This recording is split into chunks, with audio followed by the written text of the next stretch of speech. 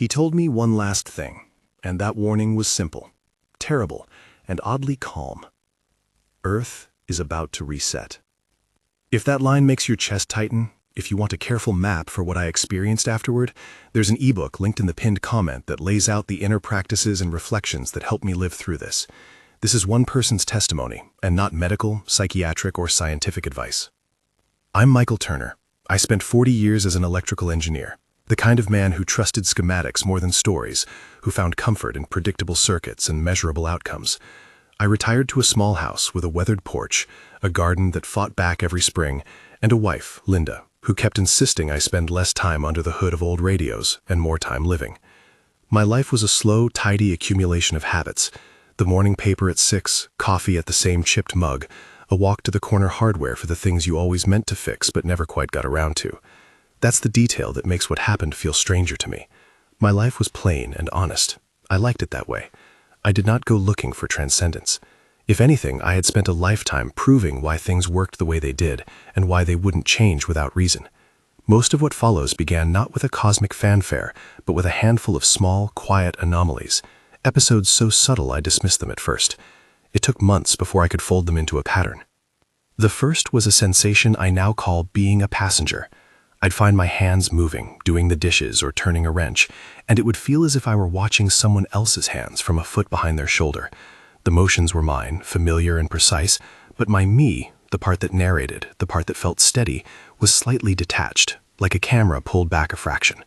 It lasted seconds. Sometimes it dissolved into ordinary attention, sometimes it stretched into several minutes. I'd blink and be back.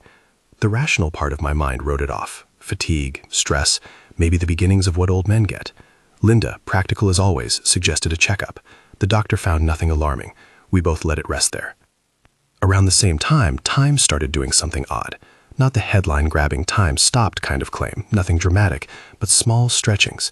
A 3-minute conversation would feel like an arcade of hours, or an hour-long meeting would compress into a blink. When I soldered a board, I'd lose entire segments of the clock. The clock hands were still moving, but I couldn't account for half an afternoon. I noticed myself making decisions with an odd precision, as if some background process had already previewed outcomes and filtered what was necessary. An engineer's curiosity took hold. I cataloged variables. I logged incidents. I tried to rebalance routines. The rational narrative was patient, but it began to feel incomplete. There was also a soft hunger, not physical, like a curiosity aching in the chest. It didn't demand religion or doctrine. It wanted an account, a mechanics, an explanation for the mismatch between sensation and understanding. That hunger threaded through my days and lodged itself in nights when the house was a small island of dim light. Linda would sleep, and I would sit with a mug gone cold, listening to the house settle. In those hours, the world felt thin, like a page you could see the texture through if you held it up to a lamp. I told almost no one. These moments were private and embarrassing in the way that admitting your glasses are a little crooked can be. Engineers like problems we can name and fix. Vague sensations didn't make sense on my toolbox. The backyard encounter began like those other small anomalies, without headline drama. An October night, cold enough that the air had a clean, metallic edge. I was out there after dinner, sweeping fallen leaves, the way one clears the evidence of time passing. The house behind me was a pool of warm light.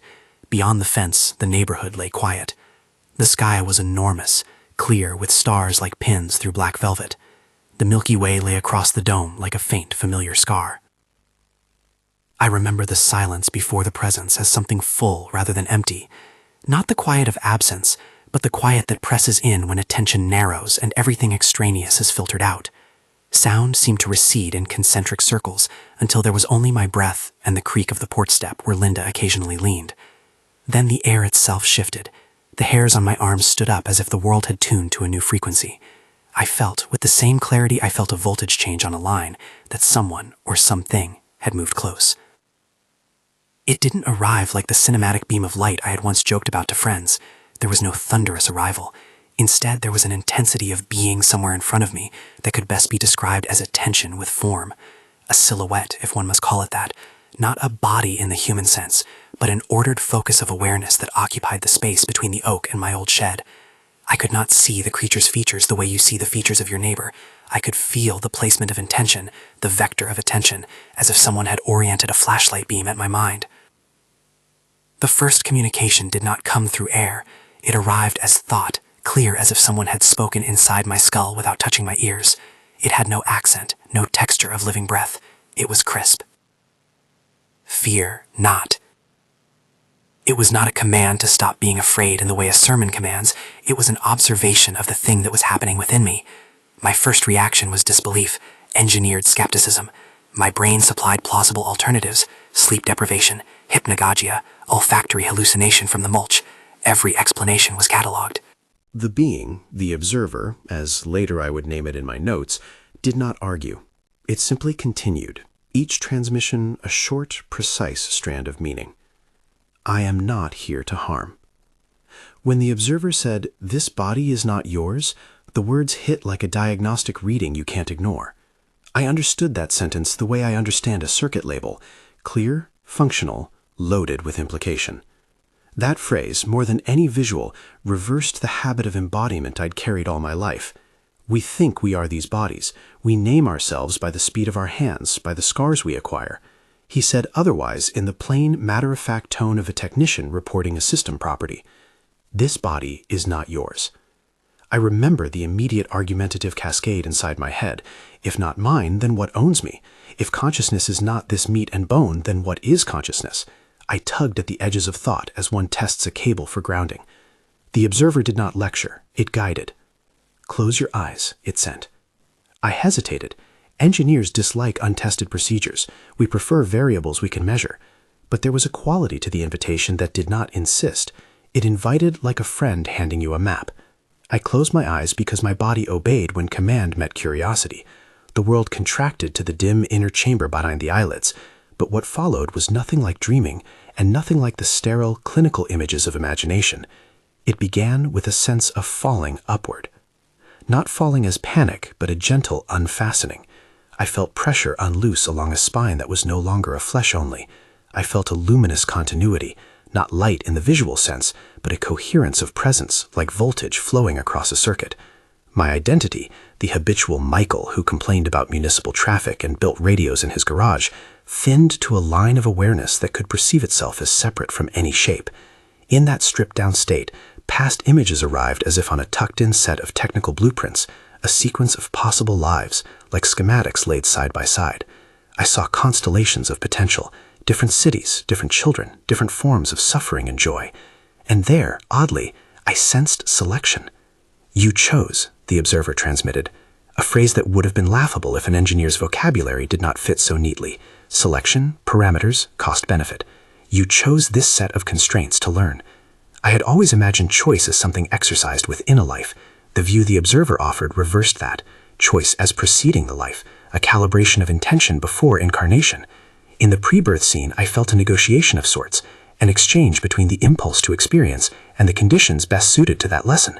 There were not obligations or cosmic bureaucracy. There was instead the practical language of compatibility, frequency matching, bandwidth considerations, interface tolerances. I am not asserting this as doctrine.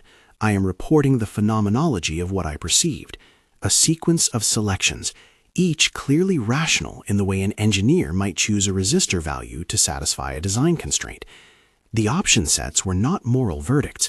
They were trade-offs: intensity of pain for intensity of learning, longer life for more gradual lessons, proximity to certain people to catalyze specific transformations.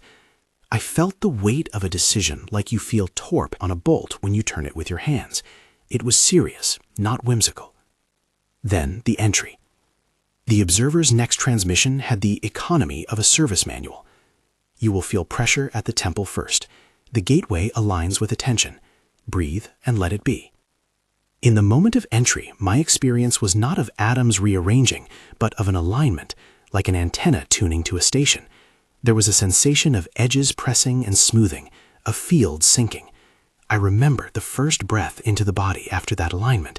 The incoming air felt vast, like diving into a lake and discovering an architecture of currents you could not name. The body accepted the presence, and the presence took on the body's sensorium: eyes, hands, tongue, a particular repertoire of tastes and reflexes. Intention, I realized, mapped to these sensors the way a controller maps joysticks to motors. The observer made that last part precise in a way my engineer's brain latched onto. Attention is the control signal. Intention routes through the interface and produces movement.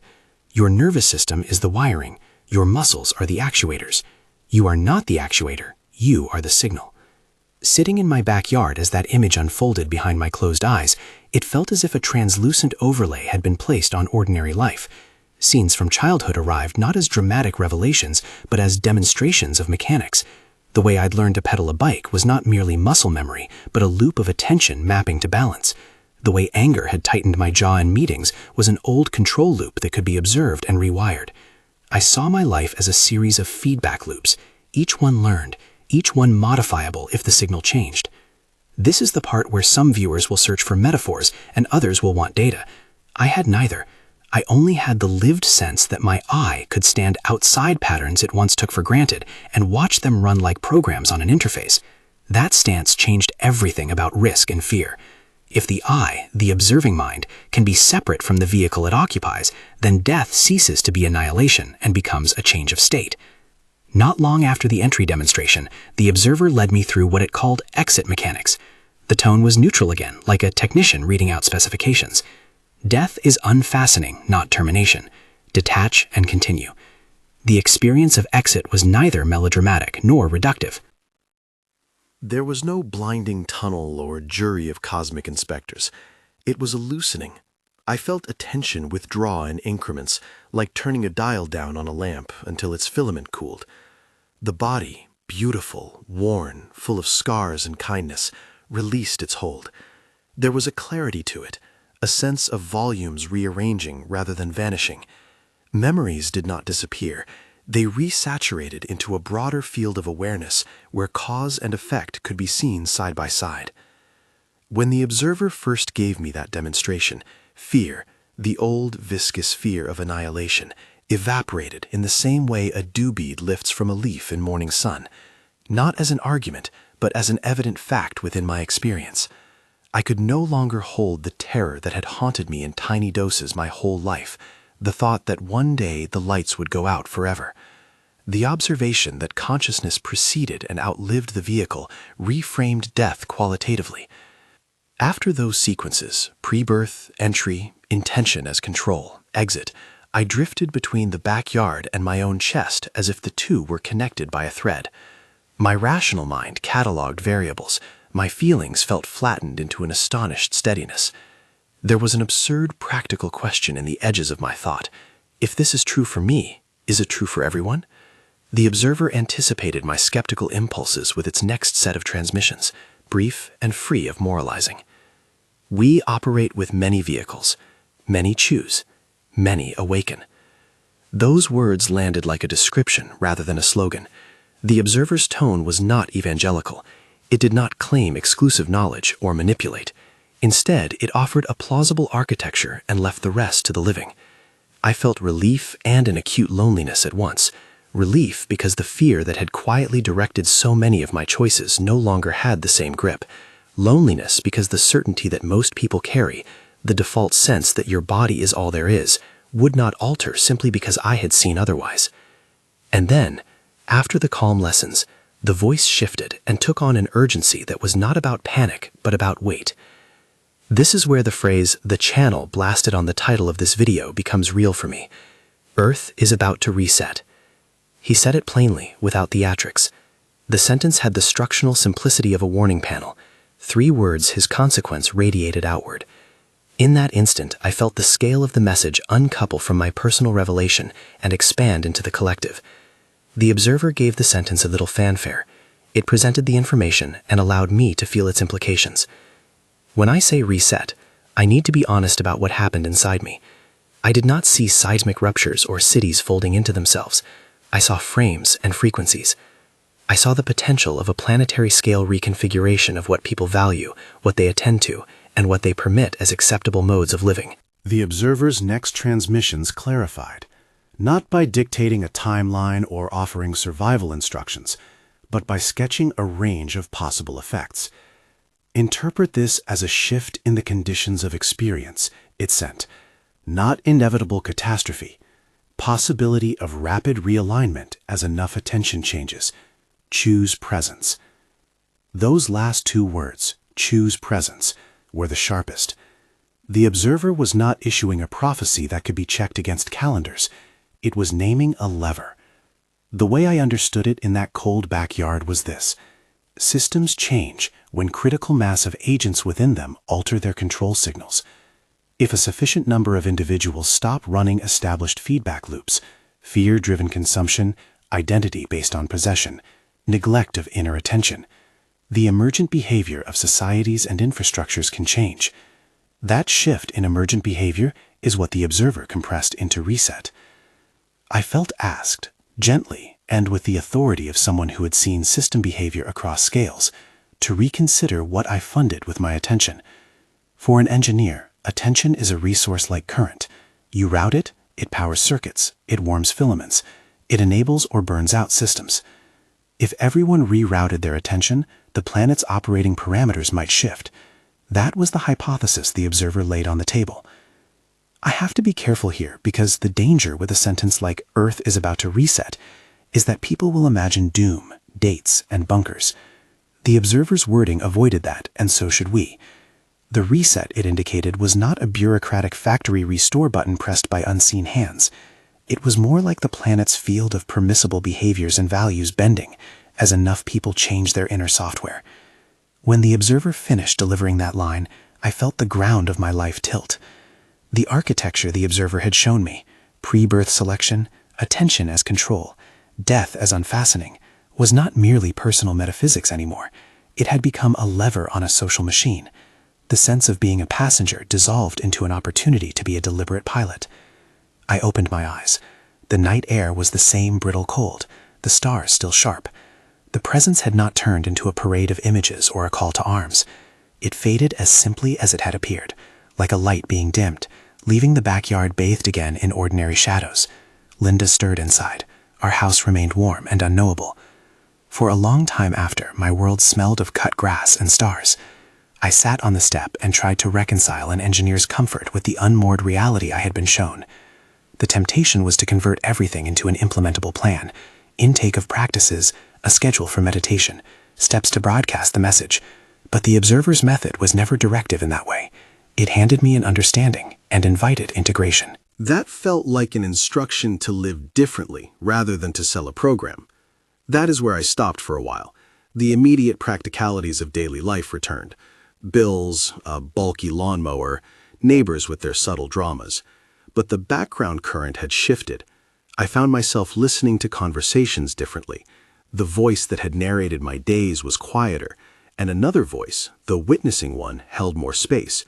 It was as if an extra channel had been opened in me, one that could monitor motives, reroute attention, and choose gently where to orient my energy. Over the next days and weeks, I did very little spectacle. I did not leap onto street corners and shout prescriptions. I fixed the lawnmower with old parts. I made coffee for Linda and listened when she spoke about her day. I repaired a neighbor's fence simply because the impulse arose and I followed it, not because I expected anything in return. Actions felt different, less about maintaining an identity and more about responding from a quieter source. People around me noticed the change in small ways. Linda said I smiled without the usual calculation behind it. A friend at the hardware store commented that my hands looked steady in a way they hadn't for years. Children in the neighborhood stopped to ask about the old radios in my garage and were met with patience instead of the bored gruffness I might once have mustered. My retirement didn't suddenly brim with meaning. It began to look different when seen through that overlay of attention. But the observer's warning that Earth is about to reset did not feel like a mere personal conversion. It felt like a civic proposal. The words nested inside larger questions. What does it mean to live when you understand your attention as a primary currency? How do societies reconfigure when attention shifts? What would change if most people ceased to invest their sense of self in consumption or fear? I took to recording notes, careful and methodical. An engineer cannot leave things to memory when the stakes involve systems. I wrote down the transmissions the observer had given me, the images that had appeared when my eyes were closed, the dissociation that had once frightened me. In those notes, I used language like attention as control signal, vehicle interface, and pre-birth selection because these terms allowed me to think about patterns without slipping into myth. I wanted a functional vocabulary because functionality is what allows a person to live differently, experiment, and measure. As I wrote, I began to notice two things that the observer had not emphasized, but which emerged from the pattern. First, if consciousness can inhabit many vehicles and choose them for certain lessons, then moral judgments about why some suffer and others do not become more complicated. They don't dissolve. They demand a different kind of ethics, one that recognizes agency, vulnerability, and the reality of systems that configure experience. Second, the prospect of a collective reset raises responsibility rather than abdication. If a reset is possible because attention reconfigures systems, then each person's orientation to presence matters, not as a self-righteous claim, but as a contribution to a larger emergent field. Those insights were not neat or comforting. They presented hard questions. Should one advocate for structural change that alleviates suffering? Yes, of course. But if evolution of society can be catalyzed by inner shifts, then perhaps activism needs to be paired with deep interior practice. The observer hinted at complementarity rather than binary choices.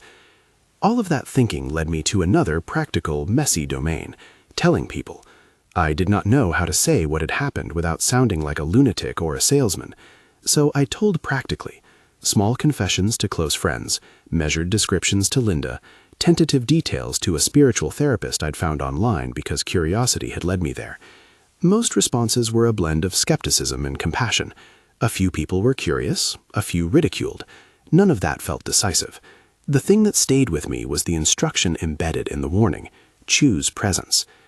It was during one of those evenings, when the leaves had browned and the house smelled again of soup and wood smoke, that I decided to put what I understood into a practice I could test.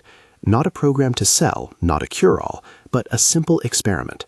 20 minutes a day of undistracted presence aimed at noticing habitual loops and rerouting attention away from fear-driven patterns. For an engineer, this was not mystical. It was a testable intervention. I would record my baseline of reactivity and then see if it shifted, measuring subjectively and through small behavioral markers. Fewer sharp words with Linda, fewer episodes of going to the fridge out of nervous boredom, more deliberate actions when helping neighbors. The first week felt awkward. My mind ran like a horse with its bridle loosened. I noticed how often my attention was captured by small anxieties: the bank balance, a creak in the boiler, the intrusive thought that cleaning the gutters was a metaphor for avoiding deeper work. I learned to bring attention back to the breath, to the sensations of feet on wood, to the slight warmth of the mug in my hand.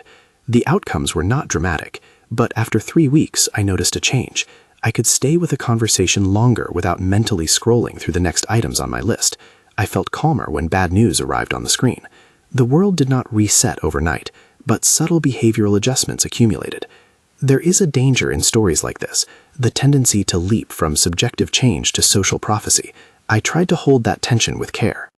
The observer's words about Earth resetting were not a temporal map. They were a prognosis contingent on human participation. The more people who attend to their interior architecture, the more likelihood of systemic change. But the inverse is also true. Indifference and haste maintain the status quo. That dual possibility is what made the phrase feel like both a warning and an invitation. It pressed me to ask, if a reset means a reconfiguration of collective values, how does one live with the responsibility of an engineer who understands systemic levers, but cannot, with propriety, dictate the will of entire populations? I found my answers not in slogans, but in examples, in the small, ordinary acts where attention redirected power. Holding a neighbor's hand in grief, showing up to school events not because it says something on a resume, but because presence is a currency children learn by example. Choosing to vote for policy that protects long-term systems over short-term gains. Stepping away from conversations that reified fear as a default. The observer did not ask for large dramatic gestures. It asked for fidelity to the interior work that makes external choices less reactive and more deliberate. Then, 3 weeks after the backyard event, I woke at dawn to a message on my phone from someone I barely knew, a niece of a former colleague. She had read an interview I reluctantly agreed to give after a friend convinced me it might help others. She sent one line, "I don't know what you saw, but I feel different after reading you." That one small sentence felt like a faint test of the observer's hypothesis. Did a single altered attention ripple outward? Perhaps. It suggested the beginnings of networked change, not dramatic and not quantifiable, but present. I don't tell these things to recruit. I tell them because the experience of being shown the mechanisms of consciousness made me a practical person who wanted to try adjustments and see what happened. The claim I carry is modest. Attention matters. The way we inhabit our vehicles changes outcomes for ourselves and possibly for the systems we live within. The thing that continues to haunt me is the word reset. Even now, months after the backyard night, it has the electric sting of a label for change without obvious boundaries. When I press the observer for clarification in private notes, recording the transmissions exactly as I can recall them, I find that it never offered a blueprinted scenario. It offered possibilities and a lever. It said that Earth will not reset as a clock flips at midnight. It suggested that resetting is a process, potentially rapid or gradual, depending on attention distribution. This is where I leave the full catalog of implications for other conversations. For now, the narrative cuts to a threshold. I had been shown that consciousness precedes body, that intention maps as a control system, that death is a state shift rather than annihilation, and that there exists the possibility of a collective reconfiguration, the observer called a reset. Those understandings altered my immediate life and opened a tension between private transformation and public consequence. In the coming days, I would test this tension. I would try to live the implications, to see whether small acts of presence accumulated into wider ripples. I would speak more openly to Linda and to a few cautious, curious friends. I would begin to gather what I could into notes, sketches, and ultimately the small ebook that now sits in the pinned comment for anyone who finds the story resonates. But at that moment, sitting on the step with the cold night around me, the backyard still holding the place where attention had shifted, I realized something else that I had not expected to feel, a responsibility to choose how to inhabit the rest of my days.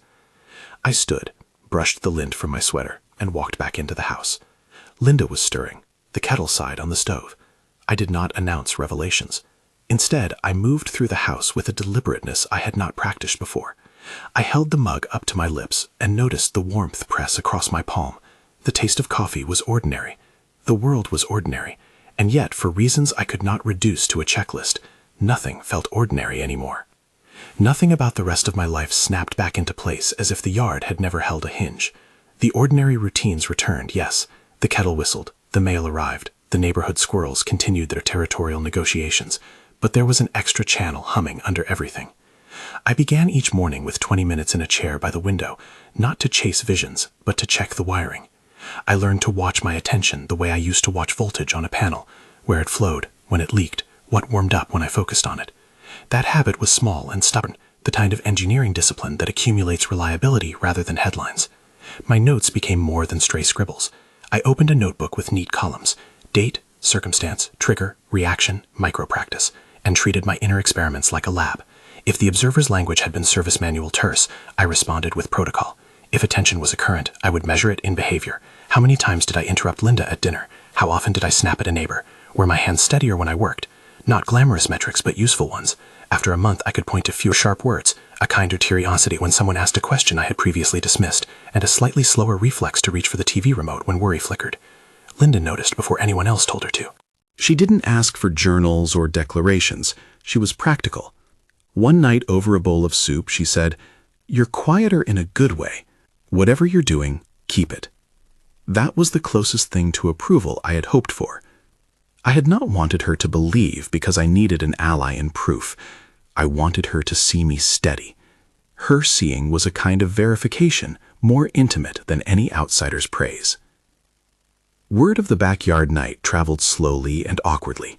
I agreed to one recorded interview after a friend coaxed me, suggesting that if my notes helped one person feel less alone in their own strangeness, it would be worth the discomfort.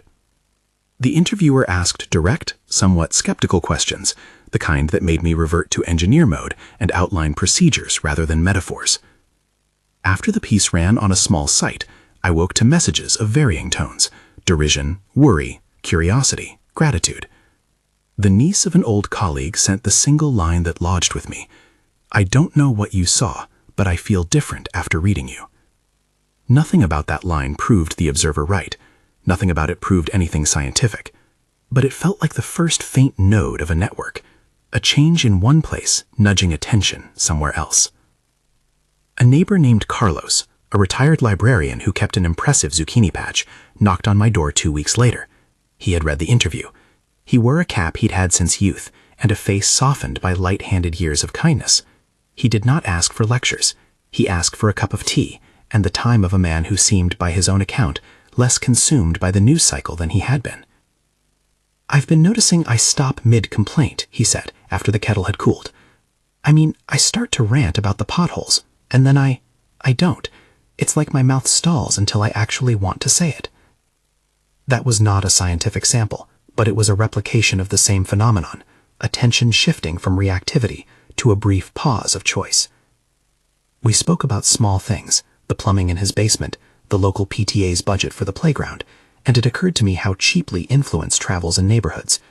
A single person who pauses before reacting can change the tone of a block. The idea felt almost ridiculous when framed that way, as if the fate of civilization might hinge on courteous replies at the grocery store.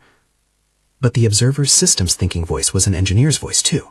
Small changes to control signals can alter emergent behavior. Feeling the itch to test its scale, not with proclamations but with practical instruments, I started a weekly meeting in the library's back room. I called it a practice rather than a group, because the last thing I wanted was a church of anything. The flyer was simple: 20 minutes of guided attention practice, followed by an informal conversation about lived effects.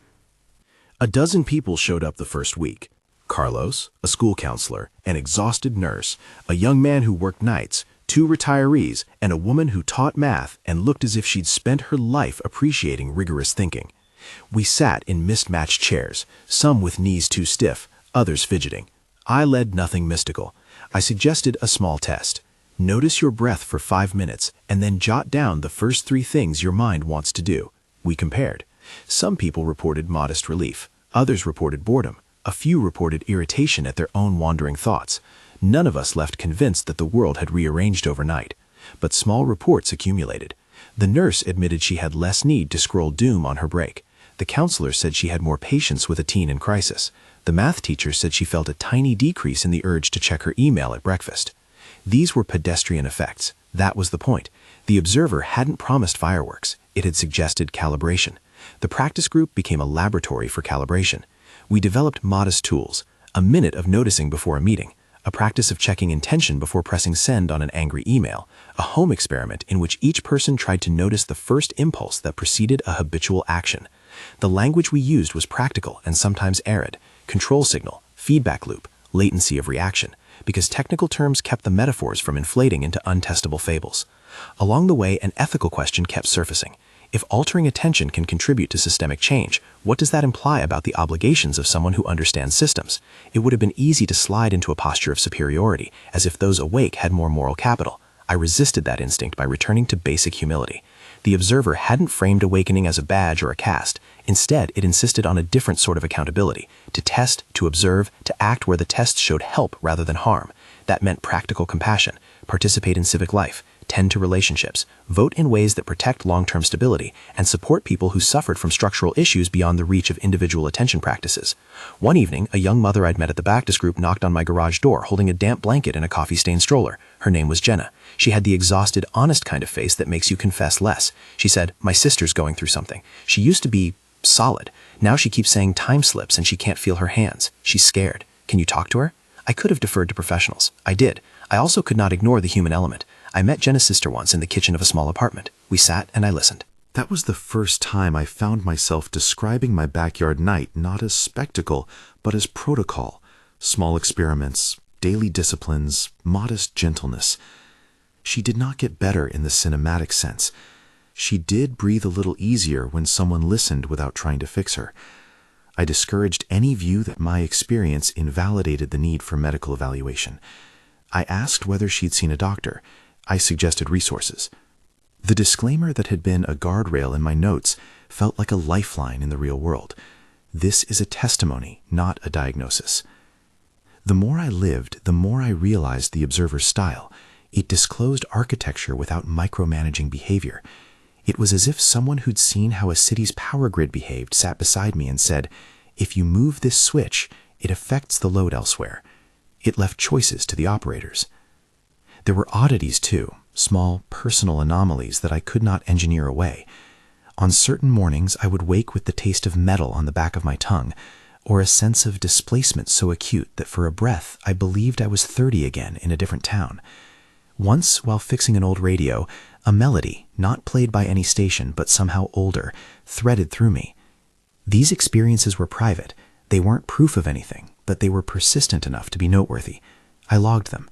They became data points in my interior records, the kind of things an engineer files away waiting for pattern recognition. And then, months after that cold October night, something else happened that shifted the texture of my experiments. I woke at 3 a.m. with the same sense of attention in the room that I'd felt in the backyard, an ordered focus oriented like a beam. The air was quiet, and the house hummed with the sound of the refrigerator. This time there was no silhouette in the yard to anchor it. The presence seemed to arrive into the inner chamber first. The message it sent was spare and exact, the kind of sentence you might find on a specification sheet. You are testing. It was not an accusation. It was a fact, the way a meter reads current and leaves the interpretation to the operator. I found myself answering, silently, with the same practicality that had guided me through troubleshooting on the assembly floor for 40 years. Yes. The beam, the attention axis, paused, and then another brief line cut in. Presence scales. It is not owed by particular people, and it is not coerced. Those two lines felt like a calibration check. Presence scales. That phrasing carried implications, the same systems thinking clarity the observer had used before. It did not promise a wave of cosmic kindness. It suggested a combinatorics problem. Small acts of attention, multiplied across networks and time, could yield different emergent properties. It also put agency where it belonged, not in an outside savior, but in the human capacity to reroute attention. I asked the question that had been with me since the backyard. How fast can a field change? And the reply was a set of concise images, not a schedule. Sometimes in pulses, sometimes over generations. Sometimes a node flips and the cascade is rapid, sometimes only the margins adjust. That answer was maddeningly imprecise in the way human systems always are. It implied both hope and responsibility, without the comfort of a timeline. The observer's posture seemed to be, no guarantee, only influence. The phrase, "Earth is about to reset," had landed in the title of the video and in my notes like a lever demanding attention. I had used it to open a conversation, and people naturally asked whether that meant an imminent catastrophe. I learned to respond with a careful distinction I'd rehearsed in my journal. Reset as reconfiguration of attention and values, not as necessarily a meteorological or literal global event. The distinction matters because the human imagination literalizes metaphors when fear runs high. I refused to feed the fear. I began to imagine the reset in practical terms. What would a society look like if attention flowed differently? Imagine traffic patterns where people paused to consider the consequences of speed and impatience, where urban design prioritized quiet spaces for contemplation because a culture of attention valued them. Imagine economic incentives that favored repair over disposable consumption because attention favored durability. These are not fantasies, they are design choices. A city can be engineered for hurried throughput or for steady presence. The observer's language had simply given me a way to see how the wires might be rerouted. Those conceptual experiments bled into small civic actions. I volunteered with a local group renovating the community garden. It was not dramatic work, hauling compost, repairing raised beds, stringing a trellis, but the garden became a place where presence had practical outcomes. Children learned that food takes time. Neighbors learned the rhythm of communal labor.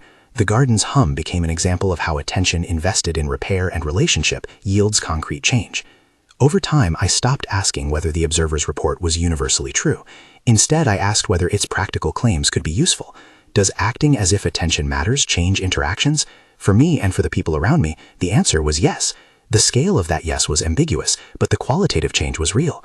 If enough neighborhoods shifted habits, if enough schoolrooms prioritized presence over overstimulation, the cumulative effect would not be nothing. The ethical complexities remained. I saw people turn interior practices into rhetoric, using them to evade civic responsibility. I'm focusing on my inner work, so I can't help with the community shelter this weekend. That was a misuse of the idea if ever I'd seen one. The observer's invitation had never been a retreat. It was an argument for more responsible participation. Practicing presence meant holding both inward work and outward obligation. It was a system integration problem. The interior practice should inform the exterior actions, not replace them. Linda and I navigated practical challenges too. The yard needed mowing. The roof still leaked. Our relationship had its own habitual loops. Practicing presence didn't make me the perfect husband. It made me a slightly less defensive one. When an old frustration indicated itself, the way I could become rigid about household budgets, I began to notice the micro-timing of that reactivity and experiment with delaying the response. It did not resolve disputes automatically, but it opened space for different choices. We argued less about the small things, and sometimes were able to treat the larger issues with a calmer focus. Not everyone around me changed. Some friends laughed and some drifted away. That was to be expected. The observer had not promised a popularity metric. That dispassionate acceptance was another lesson I took. Living differently might cost social comfort, but could yield steadier internal poise. I accepted that trade-off. The price of integrity, where the focus is on fidelity to practice, sometimes entails losing shared assumptions. That too felt like an engineering constraint that had to be balanced. At times I worried that my method risked becoming formulaic. I knew the temptation to write a program. Do X for 30 days and your life will alter. That would be a bastardization of the backyard night. The transmissions had been clear about one thing. Agency and consent matter. People choose. Suggesting practices without consent, trying to coerce internal states, would violate the very ethic the observer hinted at. So the tools I offered were optional, hands-on, quietly testable. A few months into the experiments, an unexpected thing happened that pulled the hypothesis of network change into a real-world test. The local elementary school proposed a budget cut that would eliminate quiet reading time and replace it with increased standardized test preparation. Parents argued in the gym, tempers rose, and the usual scripts of advocacy, sign a petition, email the board, were trotted out. I found myself sitting in plastic chairs among 100 other citizens, hands folded. I had no expertise in educational policy, but I had been running micro-experiments in attention. The idea of eliminating quiet reading time felt like removing a buffer zone. Quiet reading was, in effect, a cultural infrastructure for attention in children. If a society wishes for future citizens capable of sustained presence, it must invest in the practices which cultivate that capacity. That was my framing in the public comment I read that night. Not a sermon, but a systems argument. I spoke about developmental research in a factual way I'd learned to cite, about how attention is trained like a muscle, and then I described the simple practice the school could pilot. 20 minutes of guided, quiet reading, followed by a 5-minute reflection in which students noted one thing they had noticed about their attention. The board listened. The vote was postponed. The outrage did not evaporate, nor did the problem, but a pilot was authorized. It was not heroic. It was a small structural response, a field test. The outcome, months later, showed modest gains in attentional tasks for the students involved. That small data point felt like more than anecdote to me. It felt like engineering feedback that validated a piece of the hypothesis. A tiny institutional change had emerged from individual attention practices and public advocacy. The reset, if it were to be understood, had the shape of these kinds of interventions. Not one monumental sweep, but many local shifts changing the boundary conditions for behavior.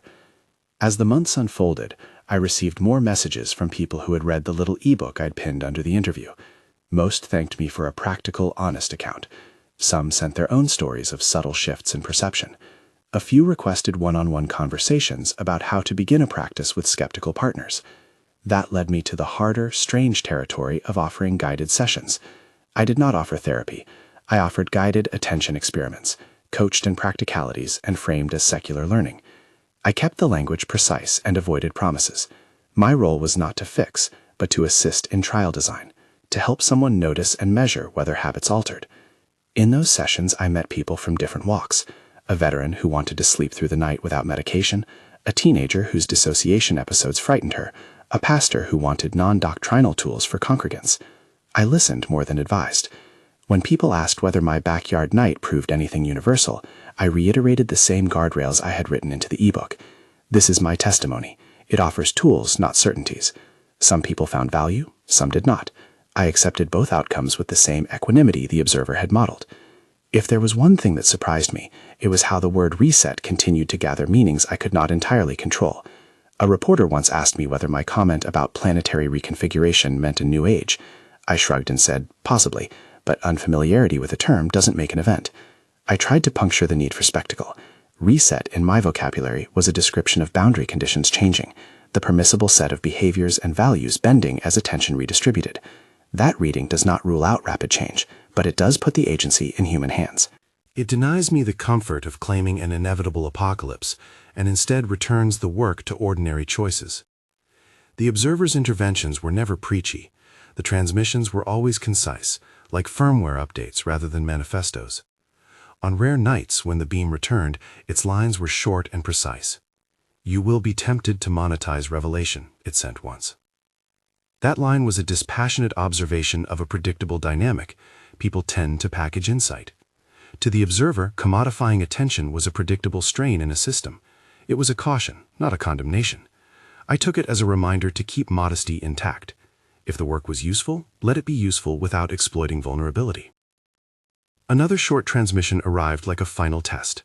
Reset requires consent, not coercion. Influence, not force.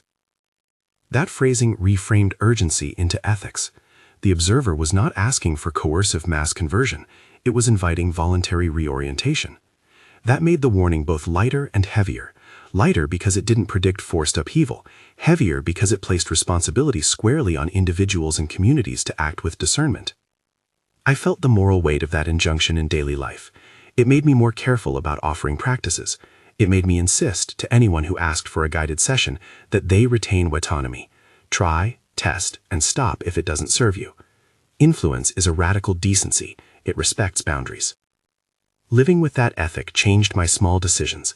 Instead of grand gestures, I returned to ordinary fidelity, calling my sister more often, showing up at school plays, repairing the neighbor's fence because it needed doing rather than because it would make me look virtuous. These actions were not dramatic. They were, I realized, a demonstration of the hypothesis. Attention invested in repair and presence changed social texture in small ways. Of course, the old fears did not vanish entirely. At times I caught myself scanning the sky for signposts, or worrying whether a lack of dramatic change meant I'd misread the backyard event. Those fears were useful because they reminded me I was still human. The practice was not about perfection, but about noticing reactivity and returning to the experiment.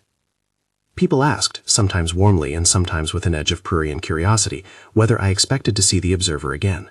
My answer was the same as the meters. I cannot predict where attention will tune, only where it might. Sometimes the presence returned in dreamlike fragments. Other times I felt its absence as a quieting that allowed me to hear Linda's voice more clearly. Whether it reappeared did not alter the main lesson. The phenomenon shifted how I lived. Months turned into a year. The practice group persisted with a core membership that rotated like seasons. The pilot reading program at the school expanded to a second classroom. The garden yielded tomatoes in a year the deer were especially hungry. My hands, once quick to a screwdriver, remained steady and patient. The fear of annihilation that had once lurked like an old technique for motivating urgency remained a seldom visited note rather than an operating system. Sometimes, in the hum of grocery store fluorescent lights, or while standing in line at the post office, I would catch a micro moment, a person noticing that they were about to speak harshly and delaying, or a driver letting someone merge into traffic. These tiny acts became data points in a growing intuition that attention adjustments can have emergent effects. The evidence was not neat or global. It was a scatterplot of small human choices. I do not mean to suggest an inevitable bright line where everything suddenly changes. The observer never promised certainty. Instead, the lesson felt more like this. Humans are networked systems. Their inner economies of attention influence their outer economies of behavior. That observation, translated into action, produces measurable change in local contexts. Scale is the tricky variable. To produce planetary scale differences requires countless local shifts sustained over time. People sometimes asked with a mixture of hope and impatience what they should do in the face of the reset. My answer was always the same and always stubbornly unmarketable. Choose presence where you can. Tend to the places where you have influence. Love people with fidelity. Vote for infrastructure that values long-term stability over short-term profit. Repair what is broken. Show up. These are not theatrical slogans. They are practical levers. To the observer, leverage of attention mattered more than grand pronouncements. There were, inevitably, those who tried to exploit the story. I received offers from commercial outfits proposing seminars promising transformation in 3 days. I declined politely and then firmly. The observer's earlier warning about commercialization had lodged in me like a splinter. I set boundaries: no grand events, no selling of miracle fixes, no promises. The ebook stayed a modest guide pinned to the interview. The guided sessions remained small and strictly framed as experiments rather than treatments. One evening in late spring, Linda and I walked to the park. The sky had the soft light of a city that had learned to forgive itself. Children squealed on swings, dogs chased sticks, and a man on a bench fed pigeons with the kind of concentration that makes you think feeding birds might be its own moral curriculum. We sat, and I felt the old mercurial habit of measurement itch at the back of my mind. I let it go, and instead noticed the way Linda's hand fit against mine. It was an ordinary purchase of attention, modest and repeated. That was the sort of thing the observer had called for. Fidelity in small acts. When I think back to the specific sentence that tops the title you read, Earth is about to reset, I see it now less as a prophetic alarm and more like an engineer's warning label on equipment. It identifies a sensitivity and suggests stewardship. The observer's voice transformed that sensitivity into an ethical prompt rather than a timetable. For me, it shifted the stakes of day-to-day life. The backyard night stopped being the center of the story. It became a hinge that encouraged ongoing work. If anything changed most dramatically, it was my relationship to death. The observer had opened a window on mechanics rather than myth, and that practical image of death as unfastening remained stabilizing. I no longer felt the unseen battering ram of annihilation lurking behind every cough and visit to the doctor. That did not make me reckless. It made me more deliberate. When my old neighbor Frank's heart finally gave out, I went to the funeral with a calmness that surprised me. I grieved. I also felt gratitude for the life that had been and the shared care that had bound a block of people together. The absence was real. The fear of non-existence had less tyrannical sway over my choices. I am careful here. To say death no longer terrifies me is not to promise anyone a metaphysical guarantee. It is testimony about an experience of reframing. It is a description, not a prescription. As seasons cycled, the conversations around the phrase reset grew more sophisticated in my circles. We talked about institutions that might enable attention-friendly practices, libraries with quiet rooms, urban planning that favored walkable neighborhoods, schools that incorporated reflective pauses into the day. These ideas were not radical in principle. They were reorganizations of priorities, the very things the observer suggested might shift. The hard work, political, social, economic, remained urgent and messy. The interior practices were not an alternative to political action. They were a complement. People sometimes ask whether I regret that the observer did not give a celestial roadmap, an irresistible instruction manual. I do not. The sort of knowledge that bypasses agency and forces compliance would have stripped meaning from freedom. The observer's method preserved choice. The warning, Earth is about to reset, functioned as a lever rather than a command. It left the moral labor to us. There were days when the title felt heavier than I could bear. I worried that people would latch on to the dramatic sound of the phrase without grappling with the ethical subtleties. That worry pushed me to write plainly in the ebook. The reset is a possibility that depends on distributed choices. It is not an inevitability, and it is not a guarantee of utopia. The words were intentionally clumsy, because truth is often clumsy. They required translation from the dramatic to the practical. So where does it leave us? For me, the answer narrowed to something no one can buy in a store: to live as if attention were a primary currency. That meant less time reflexively feeding fear and more time directing focus toward repair, care, conversation, and disciplined practice. It meant voting for institutions that cultivate long-term stability and showing up for neighbors when their roofs leak. It meant practicing presence, not as an escape, but as a means of aligning interior states with outward responsibility. If the observer was correct that emergent systems respond to shifts in agent behavior, then the invitation is not to panic, but to participate. The scale of change matters, and so does fidelity to practice. The reset is not a single event to be predicted. It is a possibility to be cultivated. I end where I began, with an invitation rather than a command. If this story reached you and made something inside loosen or tighten in a way that matters, consider small experiments. Notice where your attention goes. Try a minute of stillness before you respond to outrage. Help a neighbor with a repair without expecting recognition. Teach a child to sit with a book for a little longer than the immediate distraction allows. None of these actions is glamorous. They are, however, practical. If this account resonates and you want resources to try your own experiments, I have an ebook linked in the pinned comment that lays out the practices I used and the way I measured changes. I also offer small guided sessions for people curious about trying structured attention practice. Links to those sessions are in the description. This is a personal testimony and not medical, psychiatric, or scientific advice. If this story reached you, subscribe and leave your experience below. I read what people write, and community is how patterns scale.